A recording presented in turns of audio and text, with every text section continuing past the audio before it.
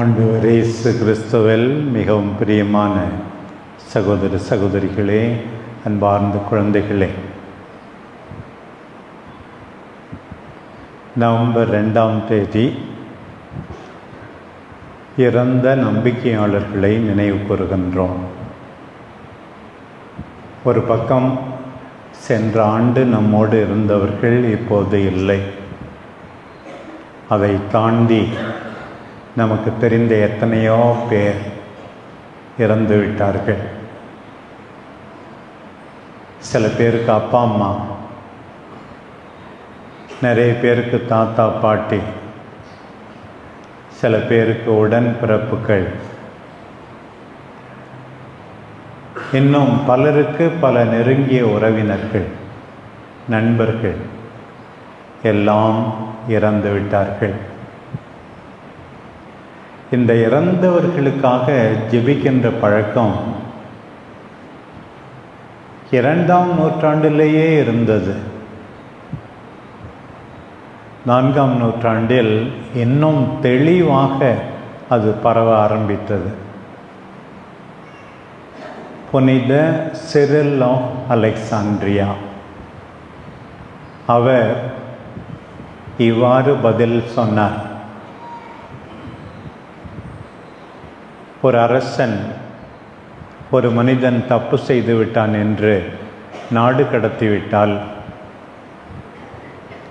அந்த அரசனை பார்க்கின்ற அவனுடைய உறவினர்கள் என்ன செய்வார்கள் தெரியுமா? அந்த அரசனுக்கு மாலை இட்டு அல்லது மலர் வளையம் கொடுத்து, நாடு கடத்தப்பட்ட எங்கள் உறவினருக்கு விடுதலை தாருங்கள், மீண்டும் இந்த நாட்டுக்கு கொண்டு வாருங்கள் என்று கெஞ்சி கேட்பார்கள் தானே. அதே போலத்தான் மரித்த நம் உற்றார் உறவினருக்கு விடுதலை கிடைக்கும்படியாக நாம் எல்லாரும் வேண்டுகிறோம் என்று சொன்னார். புனித ஜான் கிறிசோஸ்டம் அதை தொடர்ந்து இவ்வாறு சொன்னார். இறந்தவர்களுக்கு நாம் செலுத்தக்கூடிய மிகப்பெரிய நன்றி நம்முடைய கண்ணீர் மட்டுமல்ல, அதை தாண்டி நாம் எல்லாரும் அவர்களுக்காக ஜெபிக்க வேண்டும், திருப்பலி ஒப்பு கொடுக்க வேண்டும். அதுதான் மிகச்சிறந்த நன்றி என்று சொன்னார். இன்னும் ஒன்று நாம் அடிக்கடி கேள்விப்பட்டிருக்கிறோம். புனித அகுஸ்தினாருடைய அம்மா ரோமையில் ஓஸ்தியா என்ற இடத்துல சாகும் தருவாயிலே இருந்தார்கள், மோனிகா அம்மா. அப்போது அகுஸ்தினாருக்கும் அவருடைய சகோதரருக்கும் கவலை, அம்மா இறந்து விட்டால் இவரை எங்கே அடக்கம் செய்வது என்று. சொந்த நாட்டுக்கு கொண்டு போவதா, இங்கேயே அடக்கம் செய்வதா என்று. அப்போ அகுஸ்தினாருடைய அம்மா மோனிகா சொன்னாங்களாம், எங்கே அடக்கம் செய்யறதுன்னு கவலைப்படாதீங்க மகனே, நீ திருப்பலி நிறைவேற்றும் போது என்னை நினைத்து கொண்டால் போதும் என்று சொன்னார்கள். இந்த திருப்பலியினோட நம்முடைய அம்மா அப்பா இறந்திருந்தால் அல்லது மற்ற உறவினர்கள் இறந்திருந்தால் இந்த திருப்பலியினுடைய அவர்களை நினைக்கிறோம். நாம் தொடக்கத்திலே சொன்னது போல முதலாக ஒடில்லோ தி ஆபட் ஆஃப் க்ளூனி சபையினுடைய அந்த தலைவர் ஒடில்லோ என்பவர் நவம்பர் மாதம் 2ஆம் தேதி இறந்த அவர்களுடைய சபையை சார்ந்த அத்தனை துறவிகளுக்காகவும் திருப்பலி ஒப்பு கொடுத்து வேண்டினாராம்.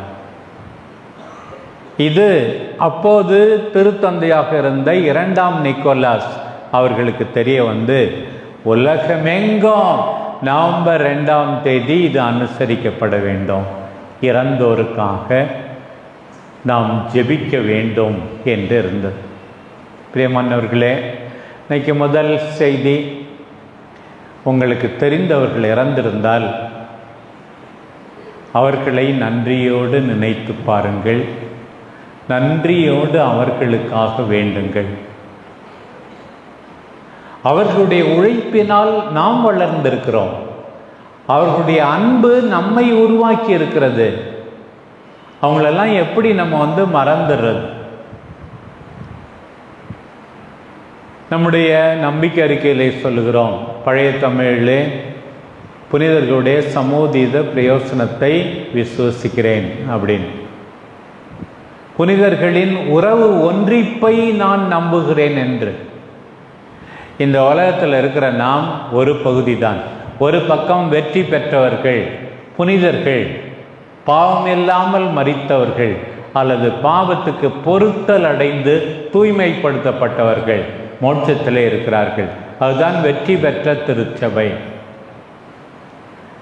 இன்னொரு பக்கம் நாம் இருக்கிறோம், இன்னும் போராடி கொண்டிருக்கிறோம், விண்ணை நோக்கி பயணித்து கொண்டிருக்கிறோம். இது போராடுகின்ற திருச்சபை. இன்னொரு பக்கம் துன்புறுகின்ற திருச்சபை.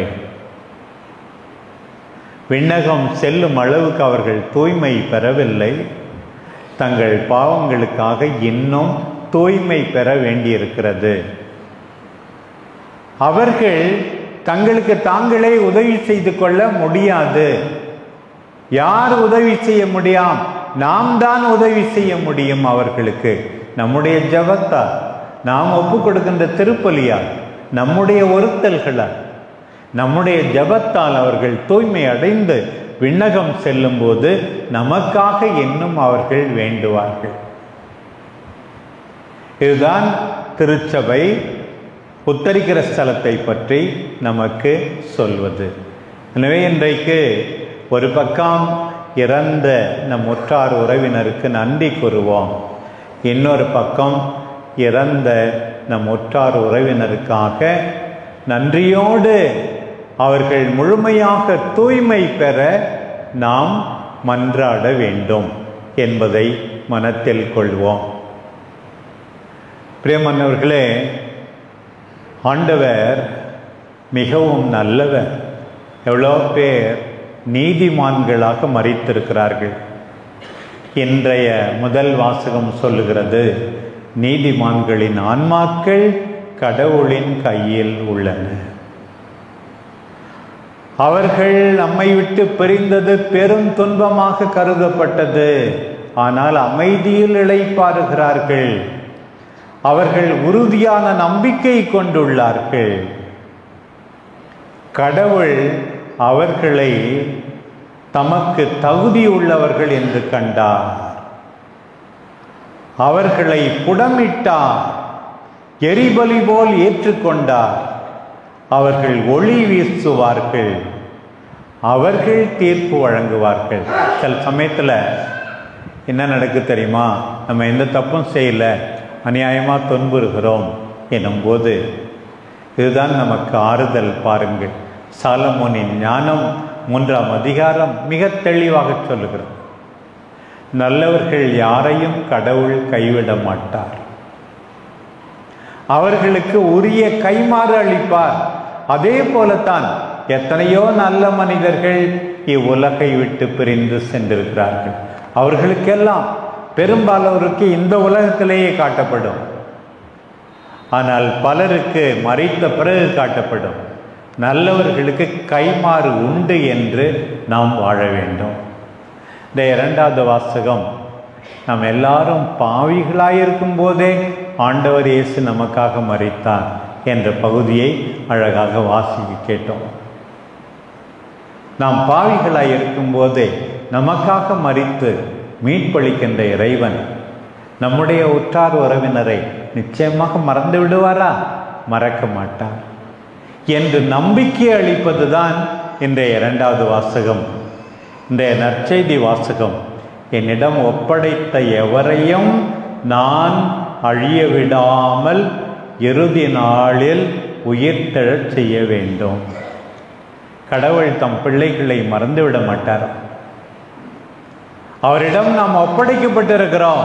பாருங்கள், அவரிடம் நம்பிக்கை கொள்ளும் அனைவரும் நிலை வாழ்வு பெற வேண்டும் என்பதே என் தந்தையின் திருவுளம். ஆண்டவரில் நம்பிக்கை கொள்ளுங்கள். ஆண்டவரில் நம்பிக்கை கொண்ட நம் உற்றார் உறவினரை இறைவன் காப்பாற்ற வேண்டும் என்று மன்றாடுங்கள். ஒரு பக்கம் இறந்தோருக்காக மன்றாடுவது இருக்கட்டும், இன்னொரு பக்கம் இன்னைக்கு நாம் எல்லாரும் ஒரு நாள் சாக வேண்டும் என்பதை மீண்டும் நினைவில் கொள்ள வேண்டும். சில பேர் நடக்கிறத பார்த்தா, திமிர் பிடிச்சி அலையிறத பார்த்தா, இவங்கெல்லாம் ஒரு 200 வருஷம் இருக்கும்னு நினைக்கிறாங்களோ அப்படின்னு நினைக்க வேண்டியது. உன்னுடைய சாவு அடுத்த வாரம் இருக்கலாம், அடுத்த மாதம் இருக்கலாம், அடுத்த ஆண்டு இருக்கலாம், எப்போது வேண்டுமானாலும் இருக்கலாம். நீ சாக போகிறவர் என்பதை நினைத்து நீ வாழ்கிறாயா என்பதுதான் முக்கியம். பல நூற்றாண்டுகளுக்கு முன் ஐரோப்பாவில் ஒரு சபை இருந்தது, துறவற சபை. அவர்களுடைய பேர் என்னன்னா கிரேவ் டிகர்ஸ், கல்லறை தோண்டுபவர்கள் என்று அந்த சபைக்கு பேர். ஏன் அந்த பேர் வந்ததுன்னா, காலையில் பூசை முடிஞ்ச உடனே அந்த துறவிகள் எல்லாரும் போய் மண்வெட்டியோட தோட்டத்துக்கு போவாங்க. ஒவ்வொருத்தரும் ஒரு மண்வெட்டி மண்ணை எடுத்து பக்கத்தில் போடுவாங்க, திருப்பி வந்துடுவாங்க, பழையபடி வேலை செய்வாங்க. அடுத்த நாள் பூசை முடிஞ்சோடனே திருப்பி அதே இடத்துக்கு போய் இன்னொரு மண்வெட்டி மண்ணை எடுத்து இப்படி போடுவாங்க. ஒவ்வொரு நாளும் ஒரு மண்வெட்டி அளவு மண்ணை எடுத்து போடுவாங்க. கடைசியாக அவங்க வயசாகும்போது, சாகும்போது அது சரியாக குழி ஆயிருமா, அந்த குழியில் தான் அடக்கம் செய்வாங்க. எதுக்காக அவங்க அப்படி செஞ்சாங்கன்னா, அவர்களுக்கு நினைவுபடுத்தி கொள்ள, சாக வேண்டும் என்பதை நினைவுபடுத்தி கொள்ள. எத்தனையோ பேர் இருக்கிறாங்க, திட்டுறாங்க, சண்டை போடுறாங்க, மற்றவர்களை தண்டிக்கிறார்கள், மற்றவர்களுக்கு காயத்தை ஏற்படுத்துகிறார்கள், மற்றவர்களுக்கு ஒரு பெரிய சாபமாக இருக்கிறார்கள். இவர்கள் எல்லாரும் இன்றைக்கு நினைத்து பார்க்க வேண்டும், நானும் சாகணும், நீயும் சாகணும், யாரும் என்னால் துன்புறவே கூடாது. நாம் என்ன சொல்கிறோம் என்பது மட்டும் முக்கியமல்ல, நான் அடிக்கடி சொல்வதுண்டு, எப்படி சொல்கிறோம் என்பதும் முக்கியம்தானே. நாம் எல்லாரும் சாக வேண்டும் தானே, அதை மறந்துவிடக்கூடாது. நான் அடிக்கடி நினைத்து பார்ப்பேன், ஆண்டவர் இயேசு எப்படி 2 முறை சிலுவையிலே இறந்தார் என்று நான் நினைப்பேன். ஒரு பக்கம் எல்லாரும் கைவிட்டு விட்டார்கள் போல தோன்றியது. தந்தை கூட மௌனம் காக்கிறார். என் கடவுளே, என் கடவுளே, ஏன் என்னை கைவிட்டீர், ஏலி ஏலி லேமா சபக்தானி என்று கத்தினார். இன்னொரு பக்கம் பாருங்கள், இப்ப கடவுளேன்னு சொல்ல, தந்தையே என்று சொல்றார் கடவுள். தந்தையே, இவர்கள் தாங்கள் செய்வது என்னதென்று அறியாமல் செய்கிறார்கள், இவர்களை மன்னியும் என்று மன்றாடினார். யார் மேலேயும் வெறுப்பா இருக்காதீங்க. உங்களை கொலை செய்கிற அளவுக்கு துன்புறுத்தியவர்களையும் மன்னித்து விடுங்கள். அப்பதான் நாம் எல்லாரும் விண்ணகத்துக்கு போக முடியும். இறந்தோருக்காக நம்முடைய ஜெபம் கேட்கப்படும். தந்தையே, இவர்கள் தாங்கள் செய்வது என்னதென்று அறியாமல் செய்கிறார்கள். என்னை கஷ்டப்படுத்தி இருக்கிறார்கள் நிறைய பேர், காயப்படுத்தி இருக்கிறார்கள் நிறைய பேர், பேரை கெடுத்திருக்கிறார்கள் நிறைய பேர். தந்தையே, இவர்கள் தாங்கள் செய்வது என்னதென்று அறியாமல் செய்கிறார்கள் என்று நாமும் ஆண்டவர் இயேசுவோடு சொல்ல வேண்டும். இன்னொரு பக்கம் மீண்டும் நம் ஆண்டவர் சொல்லுகிறார், தந்தையே, நீ என்னுடைய அப்பா தான், நீ என்னை அச்சுறுத்துபவர் அல்ல. தந்தையே, உமது கரங்களில் என் ஆன்மாவை ஒப்படைக்கிறேன் என்று சொன்னார் ஆண்டவர். நீர்தான் என்னுடைய சப்போர்ட். உன்கிட்ட என்னுடைய ஆன்மாவை ஒப்படைக்கிறேன். ஒப்படைச்சிட்ட என் ஆன்மா. ஐயோ, அந்த காலத்தில் ஆன்மாவை விட்டுட்டு உடலுக்கு தான் எவ்வளோ அக்கறை. மேக்கப்பு, எக்ஸசைஸு எல்லாம் உடலுக்கு உடலுக்கு உடலுக்கு. தொடக்க நூல்லே வாசிக்கிறோம், தன் உயிர் மூச்சை ஊதிதானே கடவுள் கொடுத்தார். இறப்பு என்றால் என்ன? அந்த உயிர் மூச்சு போவது தானே. Separation of the breath of God from the body. உடலில் இருந்து உயிர் மூச்சு போவது தானே. என்னுடைய உயிர் மூச்சை ஆண்டவரே உம்மிடம் ஒப்படைக்கிறேன், நீர் என்னை கைவிட மாட்டேன். இறந்தோர் ஒரு பக்கம், நம்முடைய ஜபத்துக்கு உரியவர்கள் வாழ்கின்ற நாம் இறக்க போகிறோம் என்று ஆண்டவருக்காக அன்றாடம் வாழ்வது. பவுலடியார் சொன்னது போல தீமோத்தேயுக்கு எழுதிய 2ஆம் திருமுகம் 4ஆம் அதிகாரம், சீரியதொரு பந்தயத்தில் ஓடினேன், ஒரு பலியாக என் வாழ்க்கையை வார்த்து விட்டேன், ஓட்டத்தை முடித்து விட்டேன், நம்பிக்கையை பாதுகாத்தேன், வெற்றியாக எனக்காக காத்திருக்கிறது. தொடர்ந்து அந்த பகுதியிலே சொல்லப்பட்டிருக்கிறது, எல்லாரும் என்னை விட்டு ஓடி போய்விட்டார்கள், ஆண்டவர் என்னோடு இருந்தார், சிங்கத்தின் வாயிலிருந்து என்னை காப்பாற்றினார். பிரியமானவர்களே, இதுதான் நம்முடைய வாழ்க்கையாக இருக்க வேண்டும். ஆண்டவரே, நம்பிக்கையை பாதுகாப்பேன், வெற்றியாக எனக்காக காத்திருக்கட்டும். எனக்கு மட்டுமல்ல, யாரெல்லாம் அவருக்கு பிரமாணிக்கமாக பிடித்தமாக வாழ்கிறார்களோ எல்லாருக்காகவும் காத்திருக்கும். இதுதான் பவுல் சொல்வது. ஆண்டவரே, மரித்த எங்கள் நெஞ்சுக்கு நெருக்கமானவர்களை, ஏன் யாரும் நினையாத ஆன்மாக்களையும் கூட உம்மிடம் சேர்த்து கொள்ளும். ஆண்டவரே, உம்முடைய பிள்ளைகளை நீர் கைவிட மாட்டீர்தானே. ஆண்டவரே, நான் எல்லாருக்கும், நான் சந்திக்கின்ற, என்னோடு இருக்கின்ற எல்லாருக்கும் நான் ஆசீர்வாதமாக இருக்க வேண்டும் ஆண்டவரே. நம்பிக்கையை நான் பாதுகாக்க வேண்டும் ஆண்டவரே. உம் வெற்றியாக எனக்காக காத்திருக்கட்டும் ஆண்டவரே.